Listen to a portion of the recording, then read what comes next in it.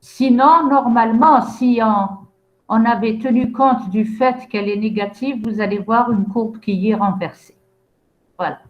Donc ici, ce qui est représenté sur la figure, c'est la valeur absolue de l'énergie de liaison euh, divisée par le nombre de nucléons. Donc, c'est l'énergie de liaison moyenne.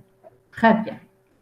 Alors, vous regardez donc, vous suivez à partir de 0, donc vous voyez que l'énergie de liaison augmente.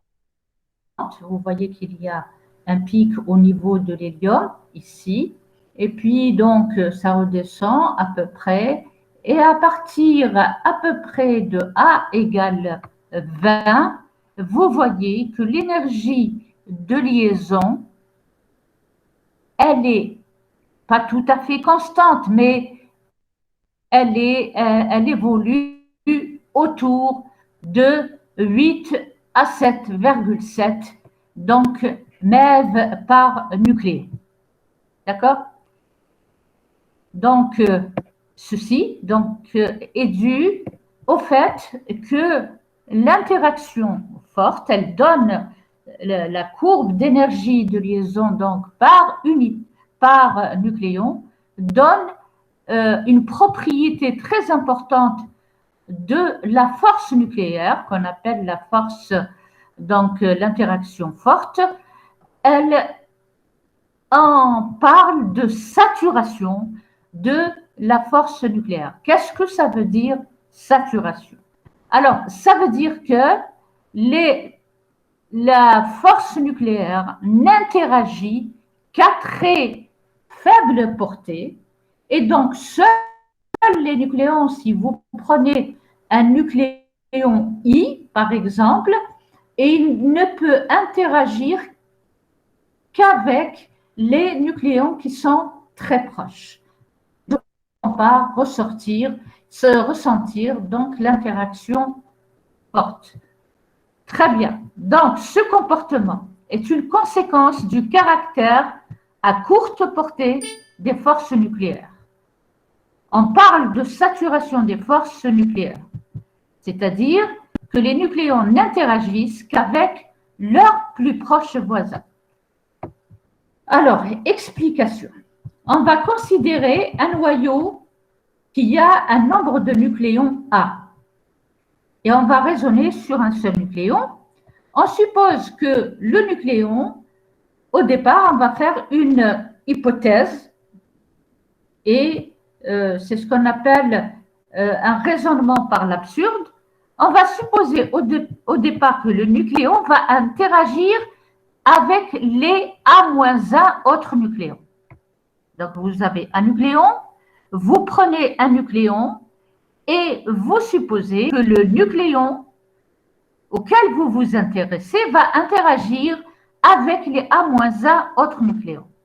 Alors, à ce moment-là, si ça se passe comme ça, l'énergie de liaison du nucléon doit être proportionnelle à A-1. Si c'était le cas, donc l'énergie de liaison totale va être proportionnelle à A-1, et donc l'énergie de liaison par nucléon serait proportionnelle à A-1. Or, il se trouve que l'énergie de liaison par nucléon est pratiquement constante. Elle est autour de 8 à 7 mètres. Supposons maintenant que le nucléon n'interagit qu'avec un nombre limité. Donc, vous avez un noyau où il y a un nucléon, et donc vous considérez un nucléon donné, et vous supposez qu'il n'interagit pas avec tout le reste des nucléons, c'est-à-dire A-1, mais qu'il va interagir simplement avec X nucléons. Et donc, l'énergie totale va être proportionnelle à X fois A, et l'énergie de liaison par nucléon serait proportionnelle à X. Et donc, égale à une constante. C'est le phénomène de saturation. Donc, en fait, c'est ce qui se passe. Un nucléon donné il n'interagit pas avec les A-1 nucléons, mais il interagit avec un nombre limité de nucléons parce que l'interaction forte est à courte portée. En réalité, une analyse plus poussée montre que l'énergie de liaison par nucléon n'est pas vraiment constante. On remarque d'abord une croissance en fonction de A pour A qui est inférieur à 50, d'accord, et une décroissance pour A supérieure à 50. Je vais vous remontrer la figure.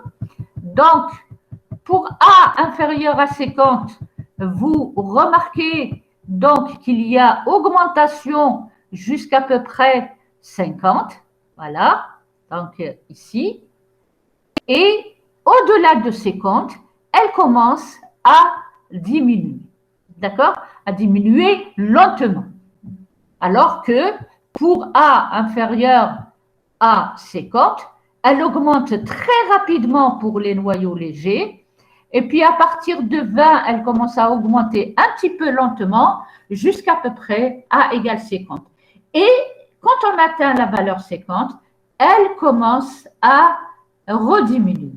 Vous allez comprendre pourquoi elle diminue. On a commencé à en parler hier parce que en fait, ici, la figure, elle vous donne l'énergie de liaison dans le noyau. C'est-à-dire qu'il y a dans le noyau, il y a l'interaction forte entre les nucléons, mais il y a aussi l'interaction électromagnétique entre les protons qui, elle a tendance à diminuer, à faire diminuer l'énergie de liaison. Donc, remarque une croissance donc pour A inférieur à 50 et une décroissance à partir de A supérieur à 50. Alors, plusieurs tentatives ont été faites pour reproduire le comportement donc de l'énergie de liaison par nucléon. La formule la plus connue est ce qu'on appelle la formule de masse semi-empirique.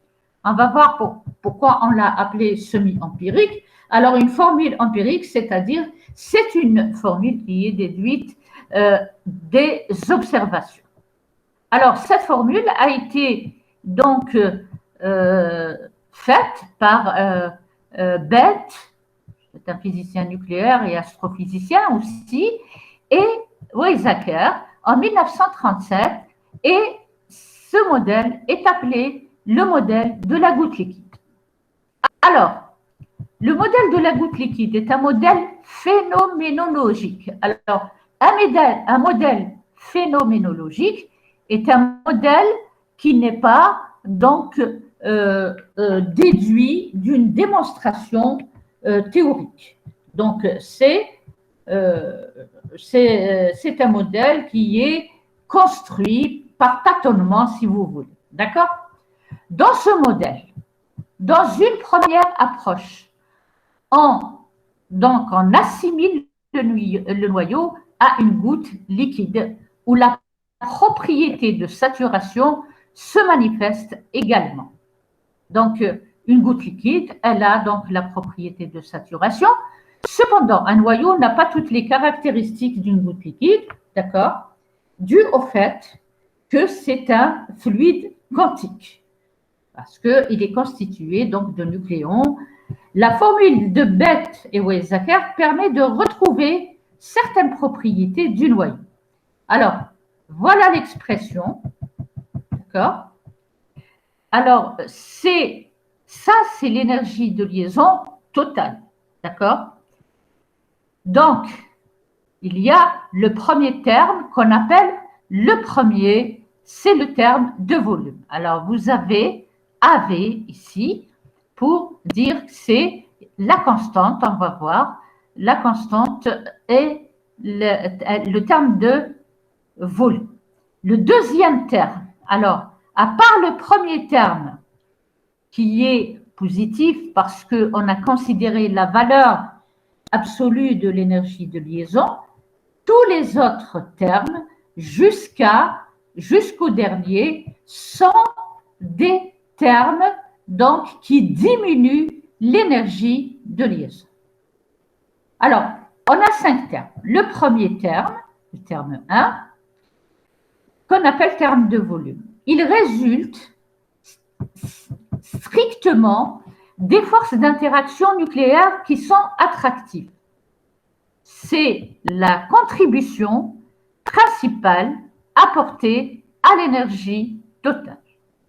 En raison donc de la saturation de ces forces, l'énergie de liaison qui en découle est la même pour tous les nucléons.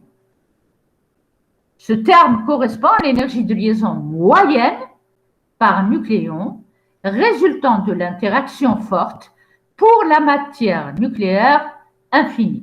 C'est-à-dire, alors là je parle du terme AV, hein, d'accord? A indice V. Alors, si je divise, regardez, si je divise par A, d'accord, B sur A, il va être égal à AV. Donc, AV, c'est une énergie de liaison par nucléon, mais c'est le terme de volume qui est le même pour tous les noyaux si c'est l'interaction nucléaire qui intervient simplement.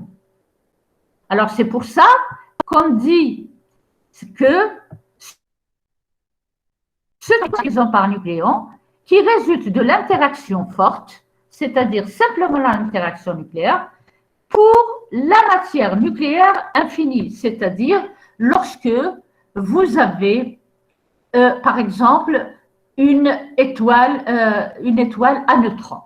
Alors, une étoile à neutrons n'interagit que par l'interaction forte. Donc, le AV va être l'énergie de liaison moyenne à l'intérieur de cette donc le deuxième terme maintenant. Alors, le deuxième terme, vous voyez, alors, il fait apparaître A, j'ai écrit SUR, c'est-à-dire c'est le terme de surface. Qu'est-ce qu'il montre?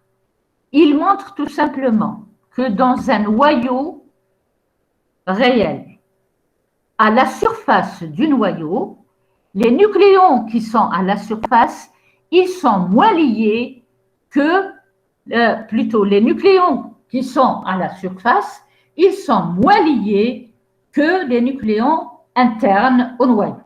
D'accord?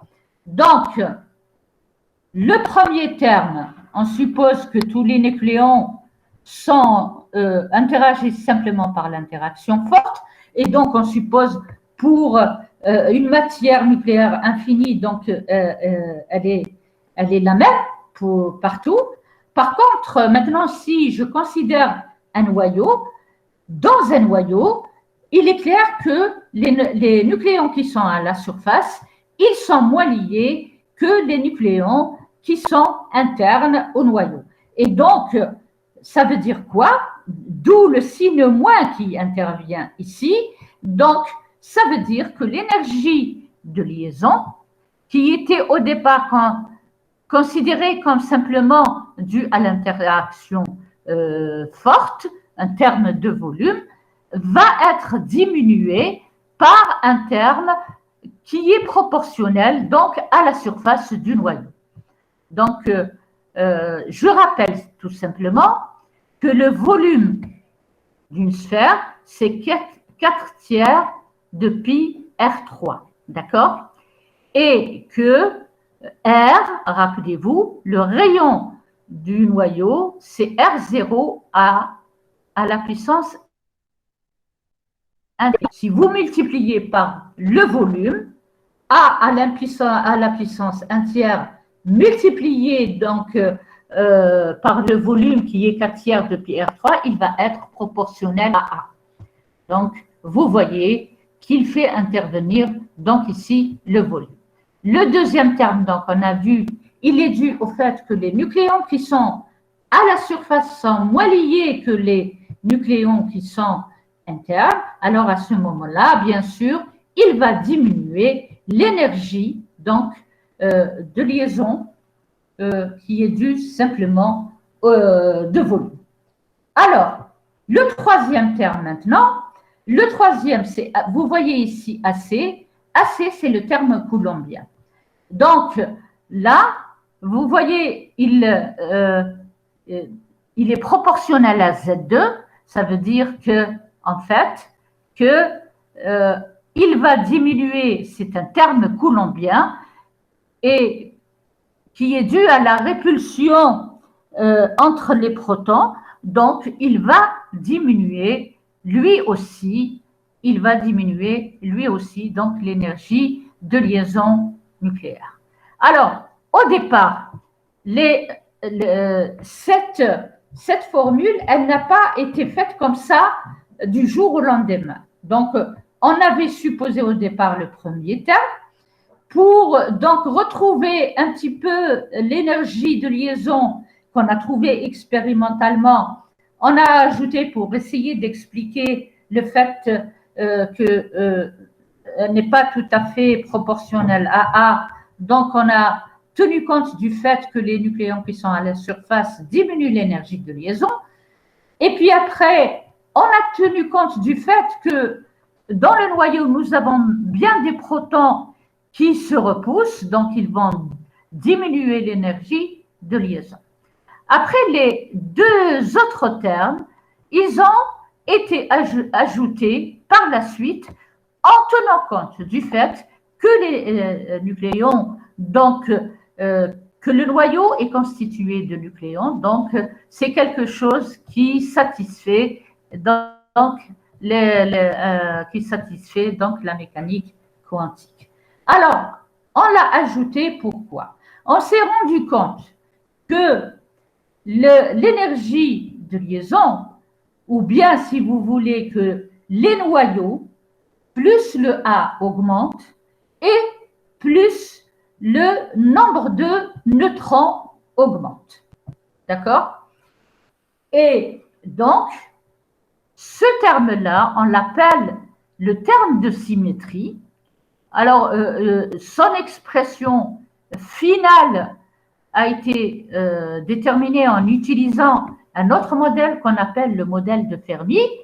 Et puis, donc, on voit qu'il est proportionnel à n-z, n étant le nombre de neutrons donc présents dans le noyau, z le nombre de protons qui est aussi présent dans le noyau divisé par A. On appelle le terme, donc c'est un terme qui est expliqué du point de vue mécanique quantique.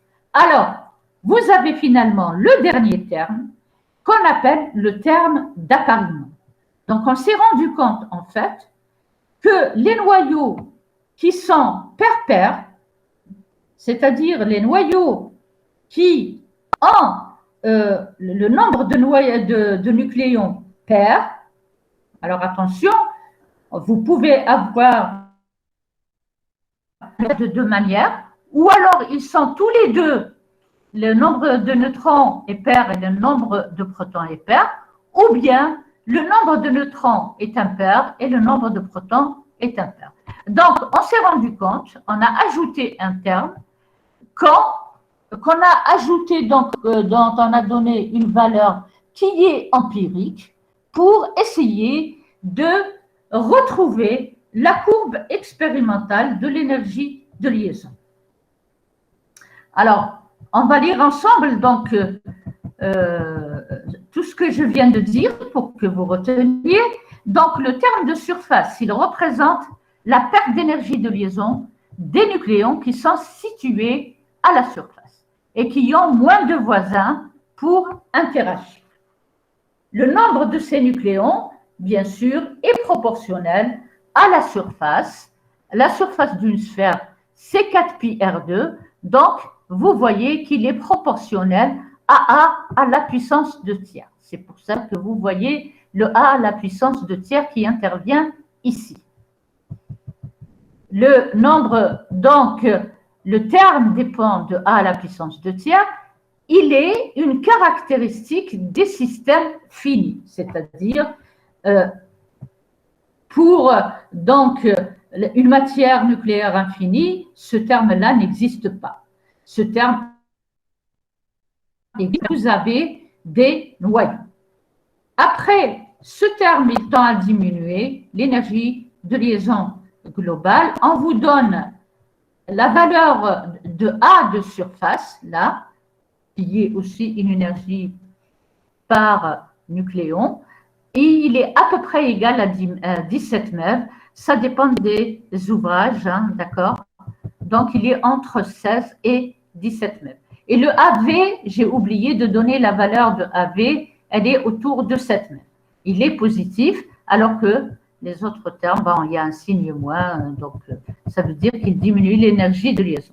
Le terme 3 maintenant, ce terme, donc, il tend à diminuer l'énergie de liaison à cause de la répulsion coulombienne entre les protons. Celle-ci augmente l'énergie du système et diminue donc l'énergie de liaison. La valeur utilisée en première approximation provient d'un calcul électrostatique si on considère que le noyau comme une sphère chargée uniformément, donc égale à 3/5 Q2 sur R, Q étant la sphère, la charge de la sphère. Voilà. Donc ça, soit vous la trouvez sous cette forme-là, le troisième terme, soit vous le trouvez sous la forme AC Z facteur de Z-1. Voilà.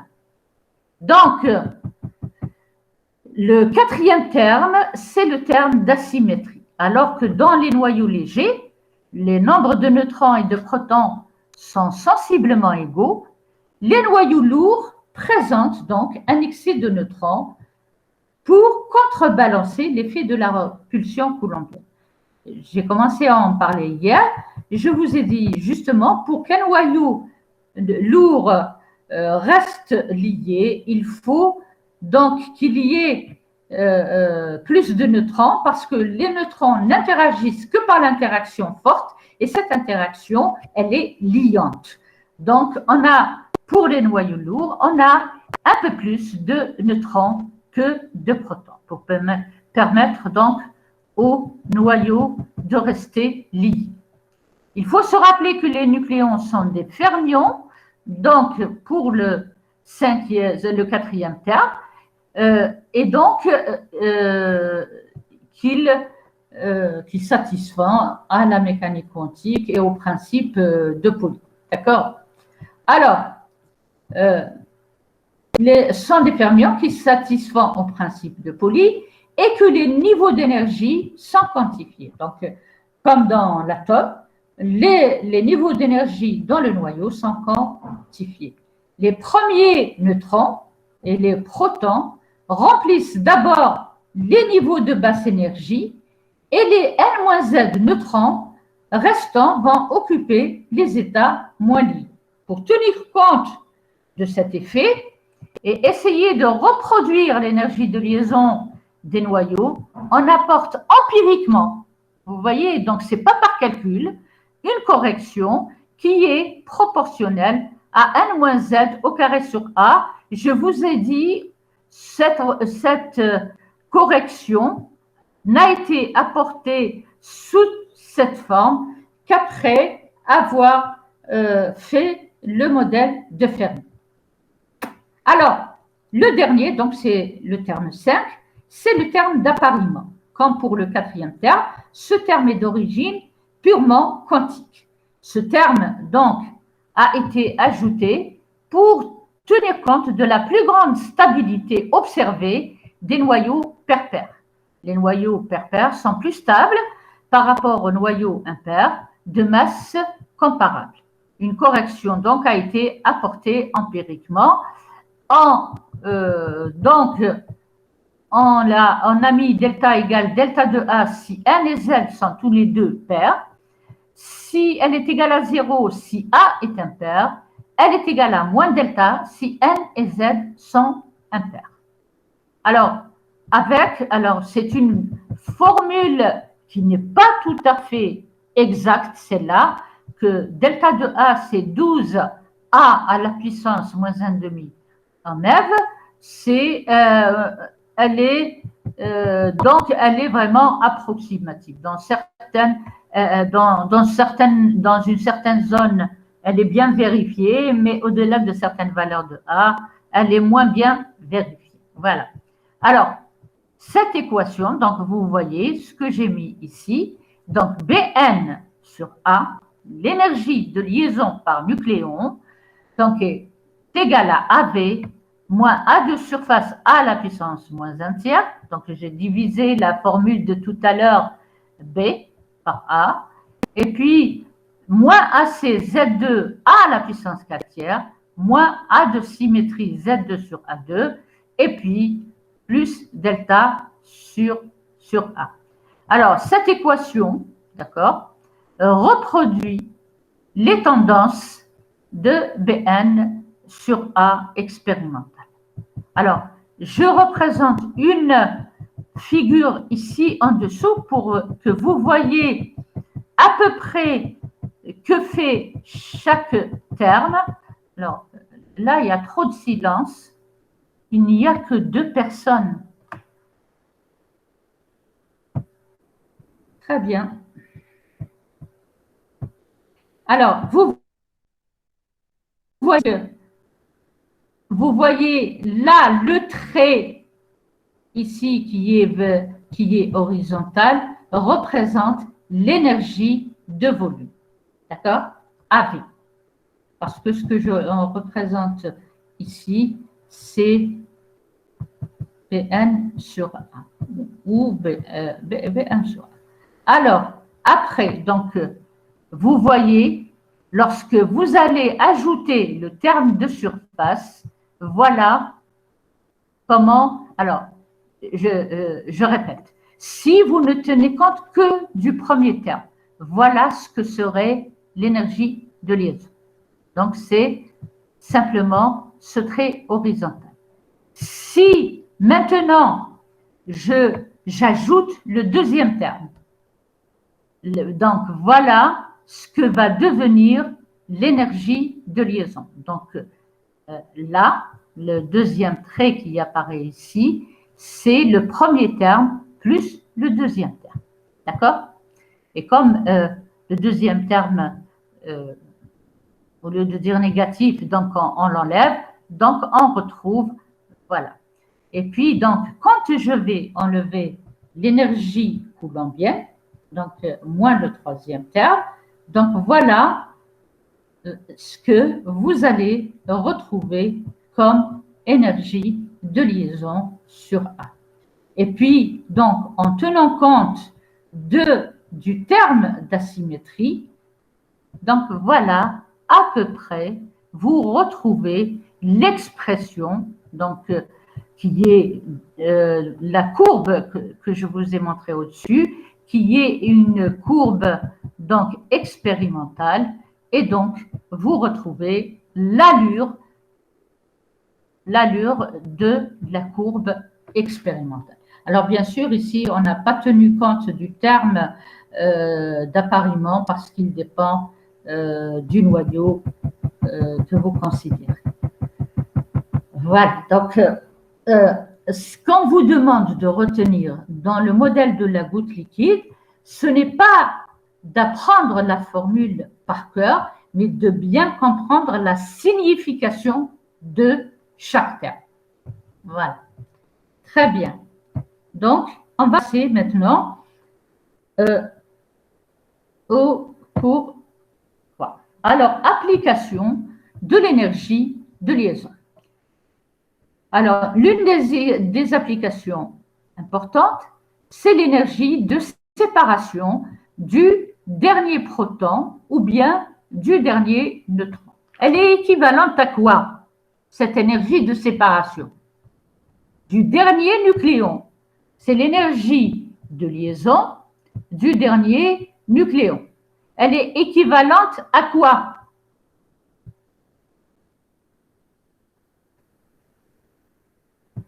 Eh oh, on me répond? J'ai pas réponse. Vous n'avez pas de réponse.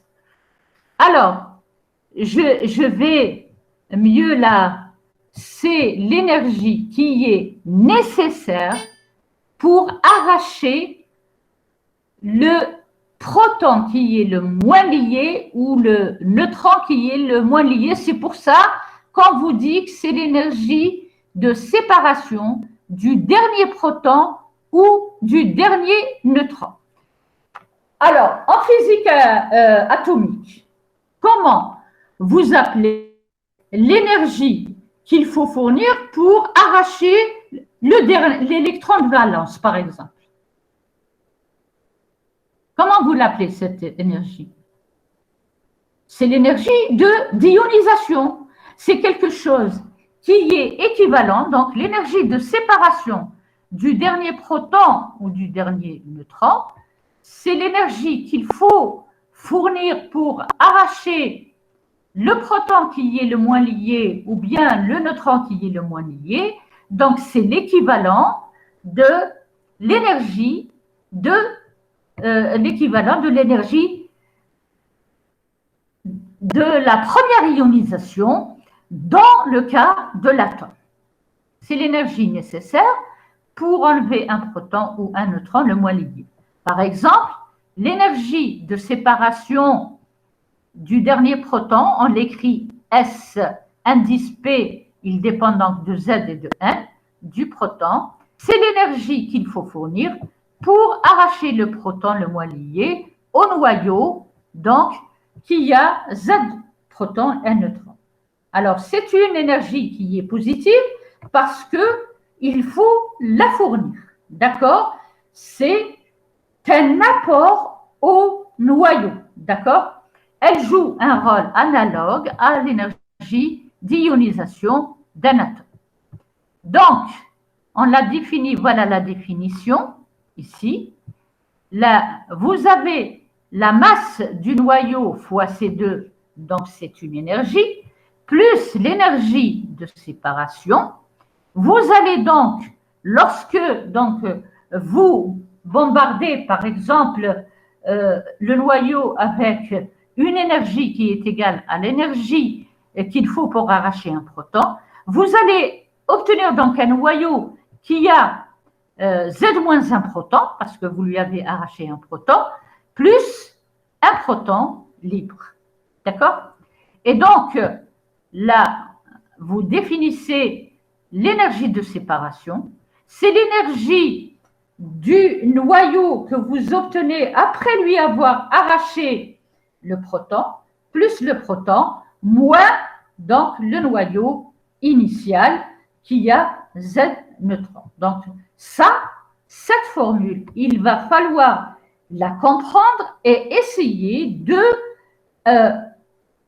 pas de la retenir comme ça, mais si vous avez compris la définition de l'énergie de séparation, vous êtes capable de la réécrire sans aucun problème. Donc, elle est égale au noyau final que vous obtenez une fois que vous lui avez arraché un proton, moins la masse du noyau initial, bien sûr, plus la masse du proton que vous avez arraché. En utilisant donc la relation entre la masse du noyau et son énergie de liaison, ça, il faut le connaître. Il faut connaître la relation que j'ai démontrée dans le cours 1, la relation qui existe entre la masse du noyau et son énergie de liaison. Donc, vous pouvez trouver, donc, vous voyez ici, il y a la masse du noyau Z-1 qui a Z-1 proton et un neutron, et la masse du noyau qui a Z proton et un neutron qui apparaît. Donc, vous voyez que finalement, il faut retrouver, vous faites comme exercice, ça, il faut retrouver l'expression de l'énergie de séparation, donc du dernier proton. C'est l'énergie de liaison, donc, du noyau initial, qui a Z de proton et un neutron, moins l'énergie de liaison, donc, du noyau que vous avez obtenu une fois que vous lui avez arraché le proton. Alors, je répète toujours, ici, le B, Z de N et B sont les valeurs absolues de l'énergie de liaison. Alors, de la même manière, donc, on peut déterminer l'énergie de séparation du dernier neutron. À ce moment-là, je n'arrache pas un proton, mais je vais juste arracher un neutron. Donc, l'énergie de séparation du dernier neutron, elle est égale à l'énergie de liaison, donc, du noyau qui a Z protons et N neutrons, moins l'énergie de liaison du noyau qui a Z protons et N-1 neutrons. C'est-à-dire, vous avez déjà arraché un neutron. Alors, sur la figure ci-dessous, extraite, bien sûr, je l'ai trouvée dans l'Internet. Donc, il faut toujours dire la source de vous avez pris le... Je représente ici comment varie dans le cas donc des isotopes de plomb, d'accord? Donc, CSN, c'est-à-dire c'est l'énergie de séparation du dernier neutron. Alors, vous voyez ici, sur la courbe, j'ai reporté le nombre de neutrons. Donc, il s'agit des isotopes de plomb. Donc, le Z, lui, il va rester constant. Le Z du plomb, c'est 82. Ce qui va changer, c'est le A. Donc, on commence, donc ici, j'ai commencé par N égale 120. Donc, c'est le plomb 192. 120, attendez, non, c'est pas le plomb 4. Lorsque vous ajoutez donc 120, alors 2 plus 0, 8 plus 2, c'est le plan, donc c'est le plan 202. Et puis, donc, vous voyez, ce qui est important à remarquer, vous voyez qu'il y a des oscillations ou bien c'est comme des zigzags. Alors, vous voyez que là où l'énergie de séparation est grande, c'est pour les noyaux qui ont le nombre de neutrons pair. Alors, le plan, il a Z égale 82. Donc, le nombre de protons est pair. Alors, vous voyez ici, c'est un noyau impair. Après, l'énergie de séparation du prochain, c'est un plan qui a un nombre de neutrons pair. Donc, l'énergie de séparation est plus importante. Donc, ça veut dire que le neutron, il est plus lié dans un noyau qui a un nombre de neutrons pair.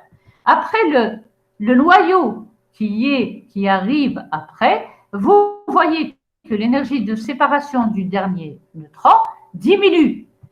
Et donc, ainsi de suite, vous voyez que lorsque vous avez un nombre de neutrons qui est pair, l'énergie de séparation est grande. Pour les noyaux impairs, donc l'énergie de séparation donc est plus faible. Alors cet effet-là de zigzag que vous voyez comme ça, on l'appelle un effet pair-impair, d'accord? Donc vous voyez que l'énergie de séparation, elle diminue lorsque le nombre de neutrons est impair et elle augmente lorsque le nombre de neutrons est pair. Le nombre de protons, lui, il est fixe, il est pair, il est égal à 82. Alors ici, j'ai souligné la valeur de N égale 126. Alors, si vous mettez N égale 126, vous obtenez quel isotope de plomb? Alors, donc A va être égal donc à 82 plus 126, on va obtenir dans ce cas-là le plan 208. Et le plan 208, c'est un élément qui est très stable et donc c'est pour ça qu'on appelle le nombre N126 un nombre magique. C'est-à-dire, vous voyez que lorsque vous passez du nombre N égale 126 à 127, vous voyez que l'énergie de séparation, elle diminue de manière draconienne. D'accord?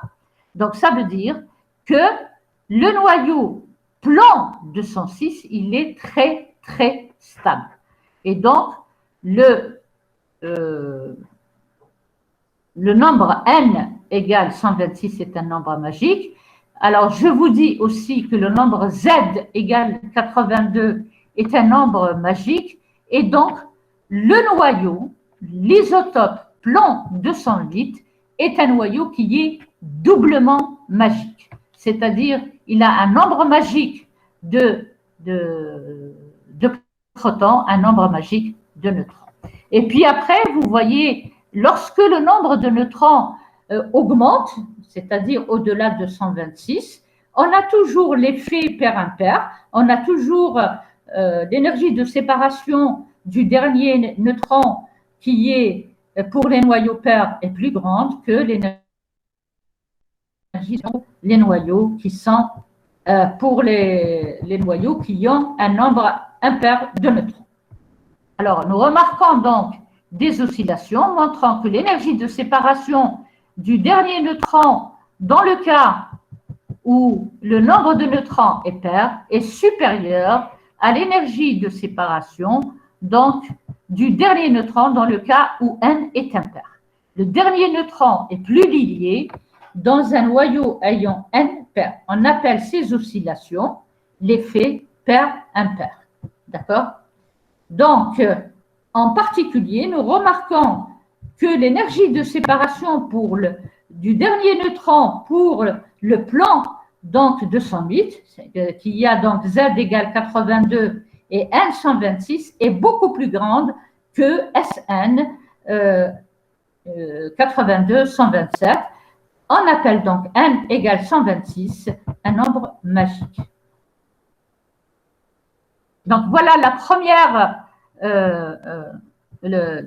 première application de l'énergie de liaison.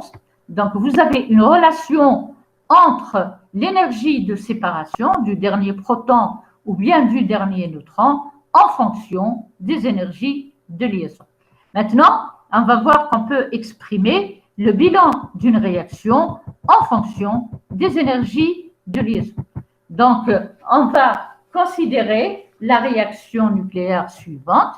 Supposez que vous ayez au départ un noyau X2 et que vous envoyez dessus un autre noyau X1, ça peut être une particule, hein, le X1, et puis vous obtenez donc à la sortie, vous obtenez, s'il y a effectivement, si X3 et X4 est différent de X1, X2, à ce moment-là, ça veut dire que vous avez une réaction nucléaire. Par contre, si vous obtenez les mêmes éléments qu'à la rentrée, c'est-à-dire avant que la réaction n'ait lieu, si vous avez X1 plus X2 et vous retrouvez X1 plus X2, ça veut dire que vous avez une collision élastique. Ce n'est pas une réaction nucléaire au vrai sens du terme. Alors, on va voir qu'est-ce qu'il reste comme étudiant. Voilà, c'est décourageant, je vous assure. C'est incroyable, des gens qui sont en fin de licence. C'est malheureux. Très bien. D'accord. Alors, dans une réaction nucléaire, vous devriez avoir donc la première quantité qui doit être conservée, c'est l'énergie. Donc, vous devriez avoir la conservation d'énergie. Vous devriez avoir la conservation de la quantité de mouvement. Vous devriez avoir la conservation du moment cinétique total, conservation de la charge. Donc, dans toute réaction nucléaire, il doit y avoir conservation de toutes ces quantités. Alors, ici, donc, on va écrire l'énergie totale du système avant et après réaction. Alors, je dis bien énergie totale. C'est-à-dire, vous allez, avant la réaction, donc on a les noyaux X1 plus X2. D'accord? Et donc, vous voyez ici que vous avez ce qui intervient d'abord, c'est l'énergie M1, MC2, c'est-à-dire la masse du noyau X1, d'accord, fois C2, plus la masse du noyau X2 fois C2. Donc, ceci, c'est la fameuse formule E égale mc2. Donc, c'est l'énergie au repos des deux particules. Après, vous avez T1, c'est l'énergie cinétique de X1. T2, c'est l'énergie cinétique de T2 si on suppose que le noyau X2 n'est pas au repos pendant la réaction. Alors, maintenant, après la réaction, on a donc l'énergie au repos, la masse donc, du noyau X3, plus la masse du noyau X4 multipliée par C2, plus l'énergie cinétique du noyau, donc du noyau à la sortie, donc après la réaction X3, et l'énergie cinétique donc du noyau après réaction X4. Alors, TI, là, ici, représente l'énergie cinétique du noyau I, le bilan de la réaction. Alors, comment on l'écrit? Il s'écrit comme, là, on le définit comme étant l'énergie de masse initiale moins l'énergie de masse finale, c'est-à-dire l'énergie des noyaux X1 et X2 fois C2 moins l'énergie des noyaux X3, et on peut l'exprimer, donc sa définition, c'est celle-là, c'est la différence de l'énergie des masses, d'accord? Et à partir de la formule qu'on a écrite ci-dessus, on peut l'exprimer en fonction des énergies cinétiques. Donc, c'est aussi, donc, il est égal à l'énergie cinétique finale moins l'énergie cinétique initiale. Alors, initiale, c'est l'énergie cinétique donc, de X1 et X2, et finale, c'est l'énergie cinétique de X3 plus l'énergie cinétique de X4. Alors, la relation de Q, qui est le bilan de la réaction, en fonction des masses, est vraie quel que soit le référentiel choisi. C'est-à-dire, elle est vraie, la relation, elle est vraie dans le système du laboratoire, elle est aussi vraie dans le système du centre de masse. Donc, la relation en fonction des masses, là, est le référentiel qu'on va choisir. Alors, connaissant la relation entre la masse du noyau et l'énergie de liaison, Q peut être aussi exprimé en fonction des énergies de liaison. Donc, ça, normalement, vous pouvez, pour retrouver, donc c'est à vous de retrouver cette expression-là. Donc, bilan, c'est l'énergie des masses initiales moins les masses finales, et vous exprimez chaque masse en fonction de son énergie de liaison. Donc, vous devriez être capable de retrouver cette expression en fonction des énergies de liaison. Alors, c'est soit les masses initiales moins les masses finales fois C2, ou bien c'est la somme des énergies de liaison finales moins les énergies de liaison initiales.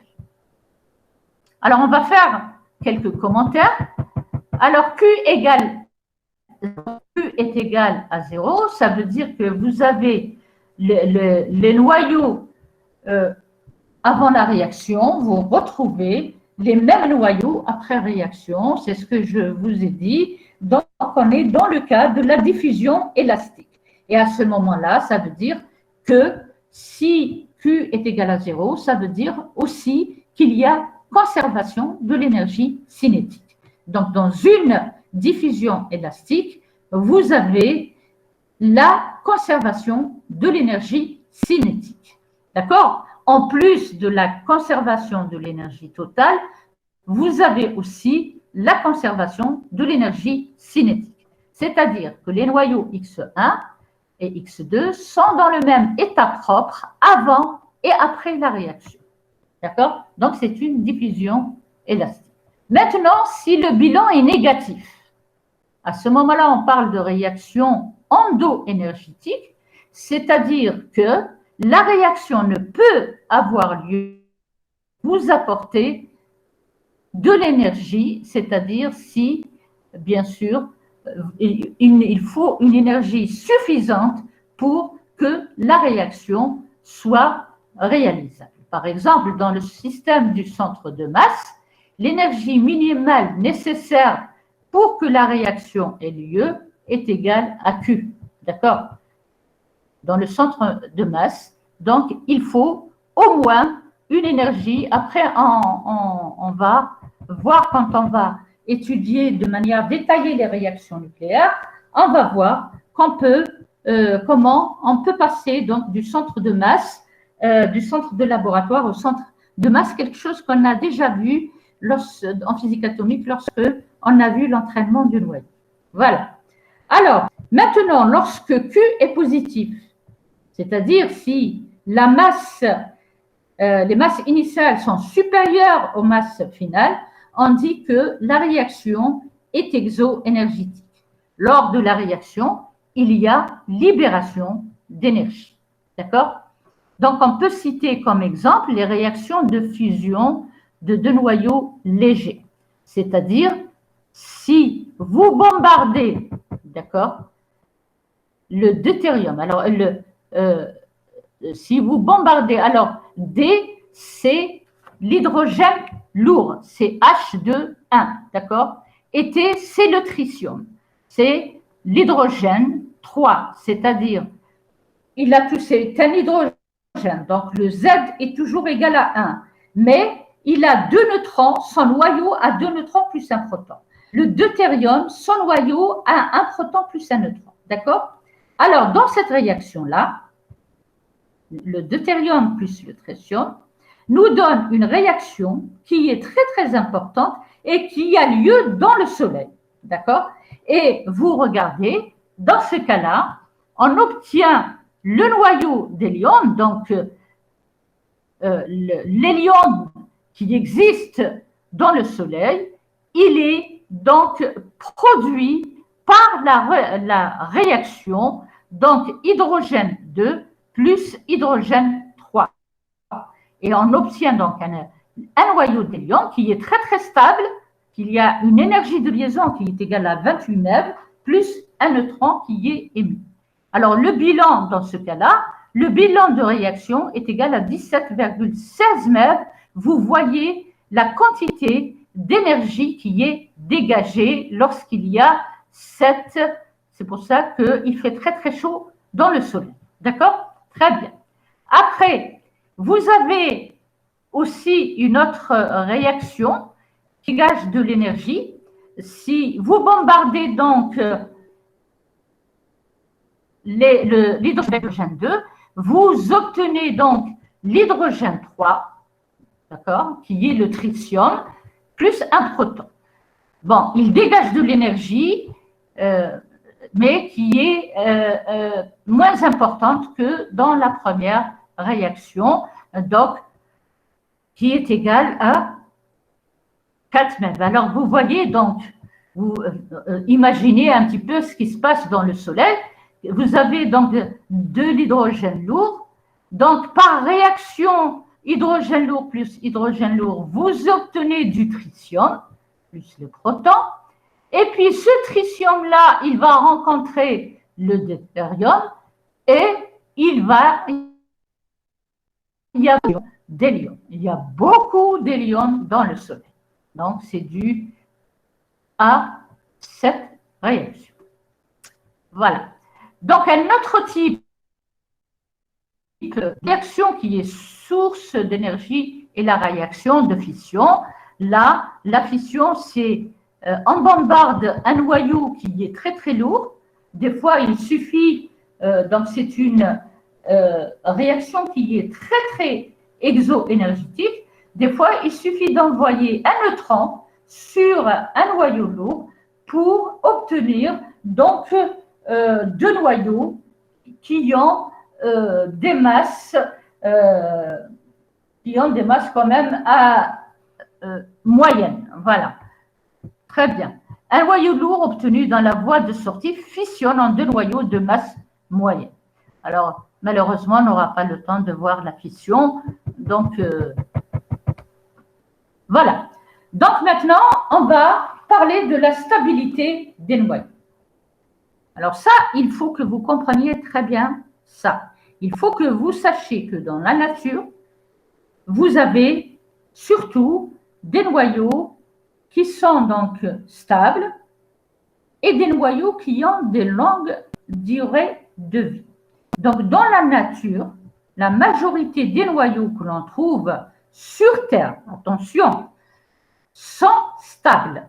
Ils sont environ 275 noyaux. Les noyaux instables qui subsistent ont des durées de vie très longues.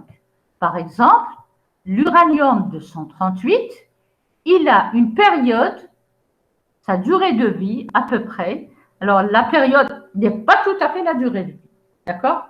Mais vous voyez que sa période, elle est de l'ordre de 5, 10 puissance 9 années. Donc, vous voyez, qu'est-ce que ça donne quand même. L'uranium-235, lui, a une période de 10 puissance 8 années. Et on a le thorium, qui est un élément aussi qui est très important, qui a une durée de vie, vous voyez, de 14, 10 puissance 9 années, ou bien 10 puissance 10 années. Les autres noyaux instables qui existent dans la nature, ils proviennent d'où? Ils proviennent de la désintégration, donc ils sont des descendants, donc ils proviennent de la désintégration de l'uranium-238 et, enfin, pas que 238, hein, parce qu'on a aussi le 235, mais le pourcentage de 235, il est faible par rapport à l'uranium-238. Il y a beaucoup plus d'uranium-238. Alors, donc, il y a quelques noyaux instables qui existent encore dans la nature, c'est parce que, en fait, l'uranium-238, même s'il a une période qui est égale à 10 puissance 9, quand même, il se désintègre en d'autres noyaux qui sont eux-mêmes radioactifs. Les autres noyaux instables sont les descendants donc de l'uranium ou du thorium. Certains noyaux sont renouvelés sous l'effet du rayonnement cosmique. Par exemple, le carbone 14, c'est un élément qui n'est pas stable, mais qui existe dans la nature parce qu'il y a des rayonnements cosmiques, d'accord? Il y a des particules qui sont donc émises dans le cosmos, qui nous arrivent sur Terre, et donc il y a des réactions nucléaires et qui forment, et donc on forme le carbone 14, qui est donc un noyau qui n'est pas stable, mais qui existe sur Terre. D'ailleurs, c'est un noyau qu'on utilise pour faire la datation quand on a trouvé, par exemple, un morceau de bois très vieux pour voir il date de combien d'années. On utilise, par exemple, le carbone 14 pour déterminer à peu près l'âge d'une pierre ou bien l'âge d'un très vieux bois. On connaît donc des milliers de noyaux instables qui ont pu être produits par réaction nucléaire. Donc, ils sont produits par réaction nucléaire avec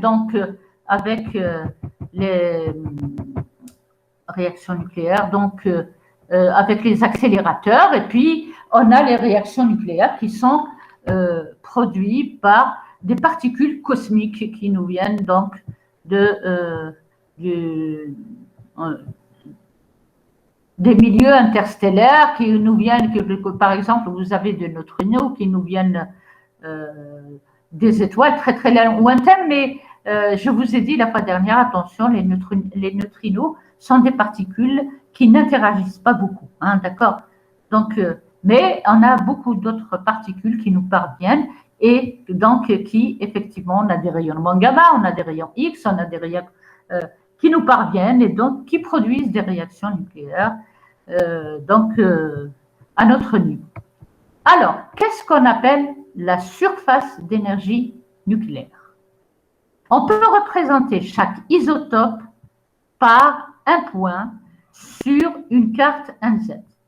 Donc, par exemple, vous pouvez porter sur l'axe horizontal le nombre de neutrons et sur l'axe vertical le nombre de protons, ou vous pouvez faire l'inverse. On peut représenter donc chaque isotope par un point, d'accord? Par exemple, l'isotope oxygène 16, vous pouvez donc sur la carte donc NZ, vous pouvez le représenter par un point qui a pour N égale 8 et Z égale 8. Donc, ceci consiste en un diagramme où les coordonnées des éléments sont leur nombre de protons Z et leur nombre de neutrons.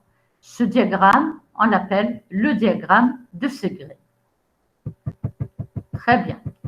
Alors, sur la figure ci-dessous, vous voyez, d'abord, je représente simplement, donc c'est une courbe à deux, on va voir ce que va donner la courbe à 3 dimensions. Alors, les noyaux stables, ils sont situés où? Alors, les noyaux stables, pour les noyaux légers, ils sont situés sur la bissectrice. Donc, pour les noyaux légers, ils ont autant de protons que de neutrons. Mais vous voyez, alors vous voyez le trait qui est tracé en pointillé ici, c'est la bissectrice, c'est 1 égale 7. Vous voyez que, alors, les noyaux stables, c'est tous les points noirs que vous voyez ici au centre. C'est les noyaux stables. Et puis, tout autour, vous voyez, donc, vous avez donc des zones qui sont jaunes, vous avez des zones qui sont vertes, vous avez des zones qui sont bleues. En fait, c'est des noyaux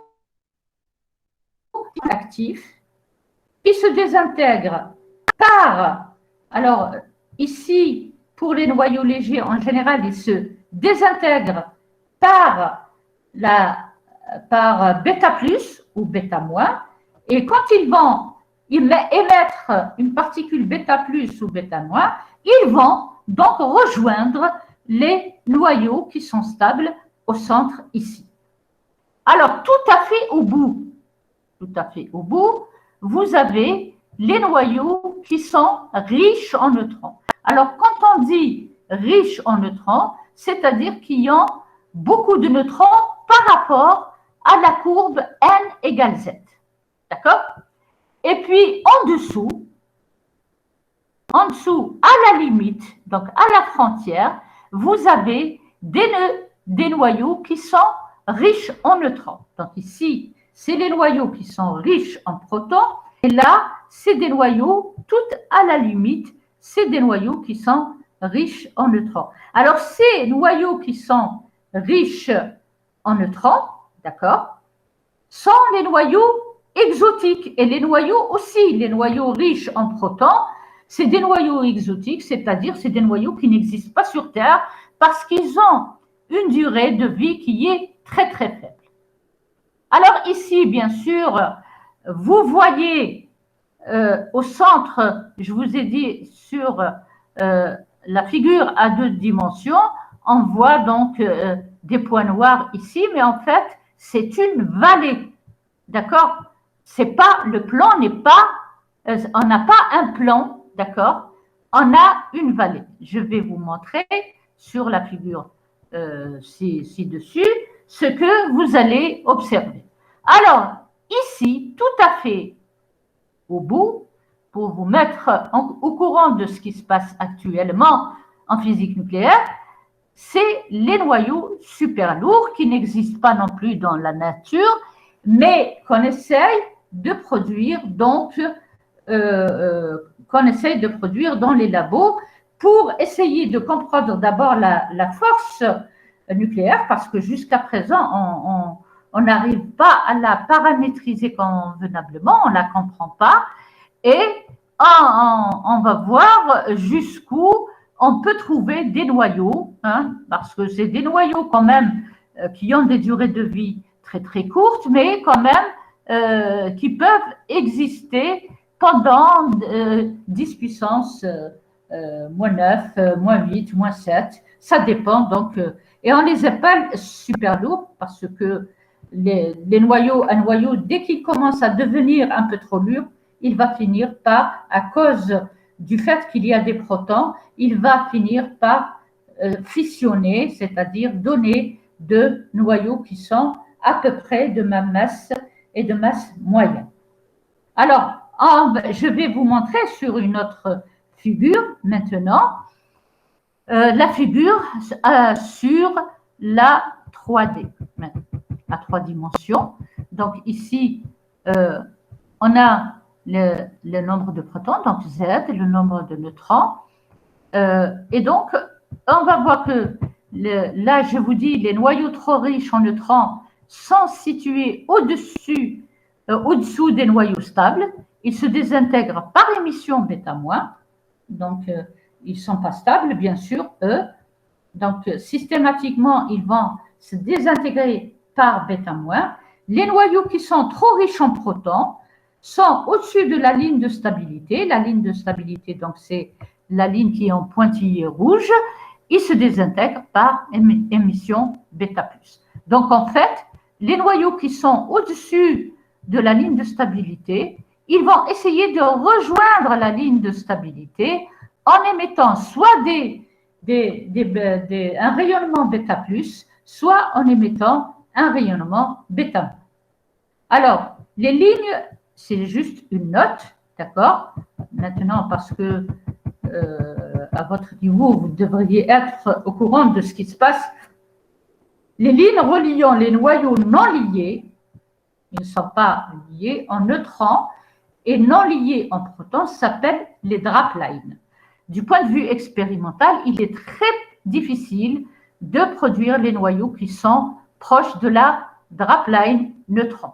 Alors, les draplines, c'est les noyaux qui sont à la frontière. D'accord? Alors là, c'est la drapline en neutrons. Ils sont trop riches en neutrons, donc ils sont vraiment éphémères, d'accord? Et on veut déterminer la limite de cette drapline. Aussi, on est en train de chercher la limite de ces draplines, tout ça pour essayer de comprendre donc les propriétés de la force nucléaire. Très bien. Alors, maintenant, je vais vous montrer la figure à 3 dimensions. Alors, ce que vous observez, en fait, ce que vous observez en point noir, c'est cette vallée. Donc, en fait, vous avez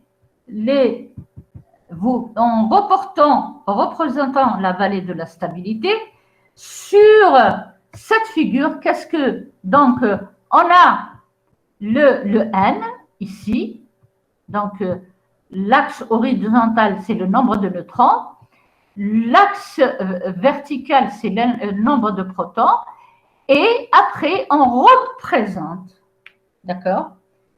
Une fois qu'on a représenté le point où, par exemple, tout à l'heure, je vous ai dit, l'oxygène, c'est un point qui a Z égale 8 et N égale.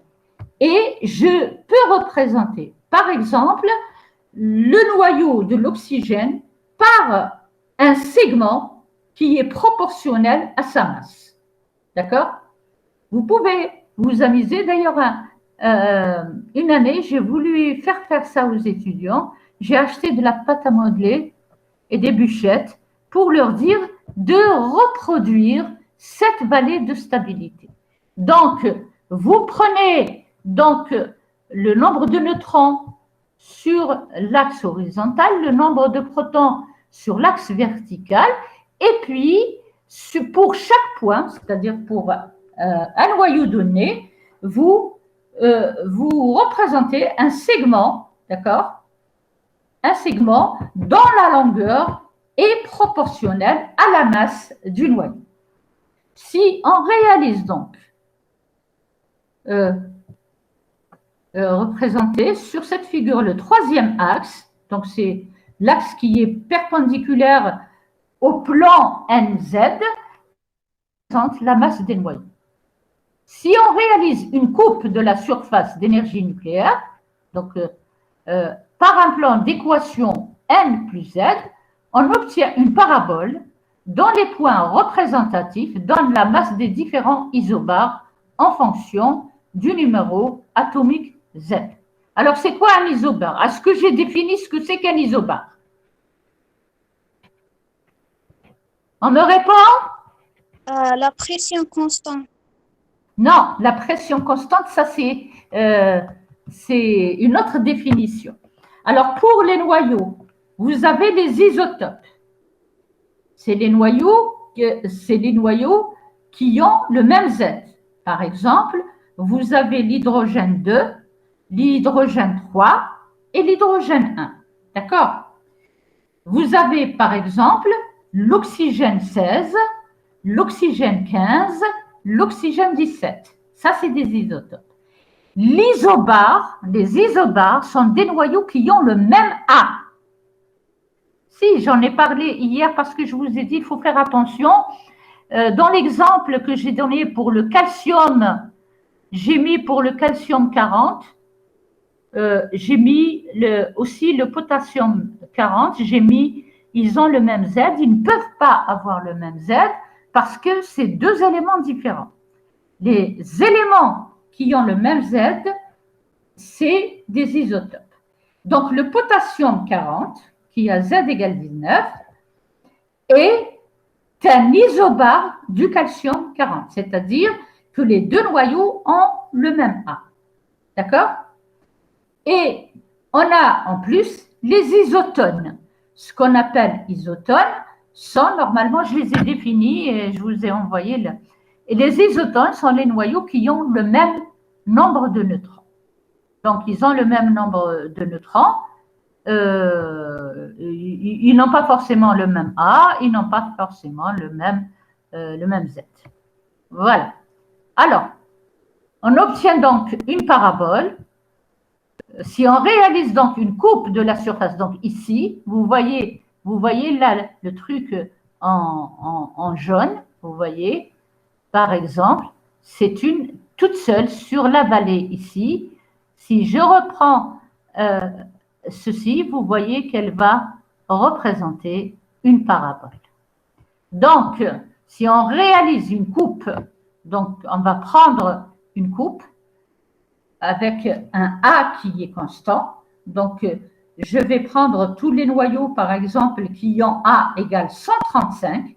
Je vais prendre donc un noyau qui a tous les noyaux, donc un plan plutôt, je vais prendre un plan qui a l'équation N plus Z égale A. Tous les noyaux qui ont A égale 135 vont appartenir à un plan. En fait, ils vont appartenir à une parabole. Ils sont sur tous une parabole et on va voir que celui qui est au minimum de la parabole, ici par exemple, celui qui est au minimum, donc je prends, vous voyez la figure jaune ici, je suppose donc qu'elle est constituée d'isobars. Le plus stable, bien sûr, c'est celui qui est dans la vallée. Et donc, tous les autres, qu'est-ce qu'ils vont faire? Les noyaux qui sont de ce côté-là, ils vont émettre un rayonnement bêta plus pour se retrouver au fond de la vallée. Et puis les noyaux qui sont plutôt du côté droit, ils vont émettre un rayonnement bêta moins pour qu'ils se retrouvent après au niveau bien sûr, c'est un autre noyau, ce n'est pas le même noyau, parce qu'à partir du moment où il émet une particule bêta plus ou bêta moins, le Z, il change. Donc, il ne s'agit plus du même noyau, évidemment, mais il va se retrouver sous un autre noyau pour recouvrer donc ici la stabilité. Donc, c'est ce qui se passe dans la nature. Donc, les noyaux qui sont instables, ils émettent des particules bêta, des particules pour les noyaux légers, des particules bêta plus et bêta moins. Pour les noyaux qui sont un peu plus lourds, ils sont des émetteurs de particules alpha. D'accord? Aussi, donc ils peuvent se désintégrer par émission alpha. Et puis, maintenant, avec les noyaux exotiques qu'on forme avec des accélérateurs, on peut obtenir des noyaux donc, qui sont émetteurs de protons et qui sont émetteurs de neutrons. Alors, processus radioactif, d'accord? Les processus de désintégration les plus connus sont les désintégrations bêta moins, bêta plus et alpha. Il y a aussi le processus de fission des noyaux lourds. Si on représente la masse des noyaux d'une chaîne isobarique, c'est-à-dire quand je parle d'une chaîne isobarique, c'est-à-dire tous les noyaux qui ont le même nombre de masses A, en fonction de Z, on obtient des paraboles. D'accord? Donc, en utilisant la formule de Bethe et Weizsäcker, on peut retrouver cette propriété. Donc, la masse d'un noyau qui est égale donc à Z fois la masse donc des protons moins la masse des neutrons, plus A la masse des neutrons, plus maintenant je représente ceci en fonction, plus l'énergie de liaison, et l'énergie de liaison, je l'exprime en fonction de la formule de Bethe et Weizsäcker. D'accord? Donc, ici, j'exprime simplement la masse d'un noyau à Z en fonction de ses constituants, donc les Z de protons, les N neutrons, mais aussi, et il ne faut pas oublier que j'ai moins l'énergie de liaison de l'atome. Et cette énergie de liaison de l'atome, je l'exprime en utilisant, en fonction, donc, de la masse de Weizsäcker. Donc, on va voir qu'on peut mettre cette masse N à Z sous la forme, alors alpha ici, c'est une constante. Attention, ce n'est pas la désintégration alpha. Plus bêta Z, plus gamma Z2, plus ou moins delta. Alors, ce que je vous demande de faire, donc chez vous, vous pouvez le faire et me l'envoyer comme devoir, d'accord? C'est de retrouver l'expression de alpha, l'expression de bêta et l'expression de gamma. Trouvez l'expression, je donnerai la solution le cours prochain, j'ai dit ça. Alors, pour impair, noyau pair et les noyaux impair, on obtient deux paraboles. D'accord? Alors, ceci est dû à l'énergie d'appariement, c'est-à-dire que si vous avez donc impair, donc vous avez une parabole pour les noyaux pair et vous avez une parabole pour les noyaux impair. Pourquoi? Parce que vous avez deux valeurs de delta AZ. On a vu que delta AZ pour les pair est positif, pour les impair, elle est égale à 0, et pour les impairs, pour les impairs, elle est négative, et pour les impairs, elle est négative. Alors, pour les noyaux impairs, vous avez une seule parabole. Hein, d'accord? Pour les noyaux avec Z impair, et plutôt avec donc pair impair. Alors, excusez-moi une minute, s'il vous plaît.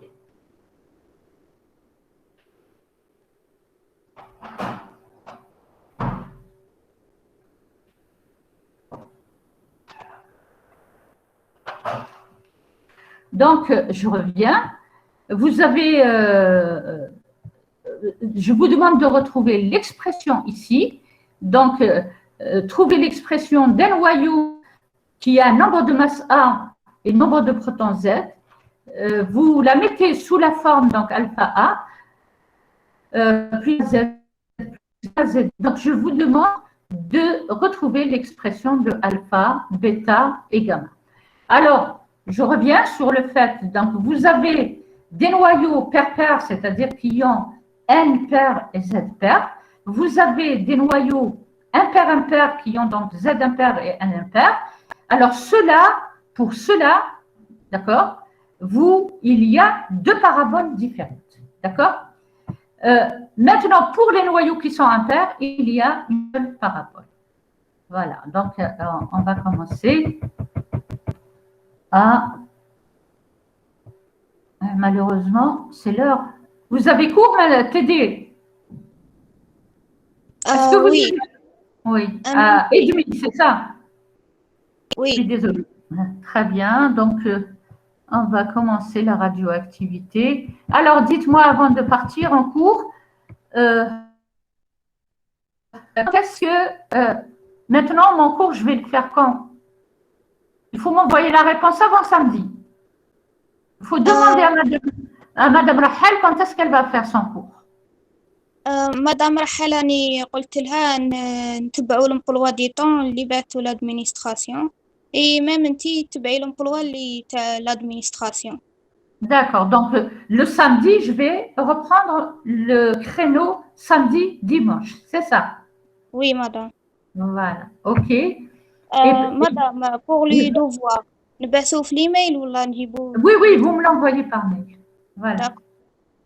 D'accord, ok. مدام ولي PDF هذا ما تبعثيناش باسكو نحتاجوه في التيدي باه نحلوا لي زيكزارسيس. Non, je vais l'envoyer parce que c'est ma politique. Oui, je sais, ça va vous permettre. Non, pas de vérifier le calcul. D'ailleurs, je vous demande de vérifier le calcul. D'accord? Ça fait rien. Je vais vous l'envoyer tout ceci. Je crois, je sais pas si je l'ai fait ici. Très bien, allez, ça va vous aider. Et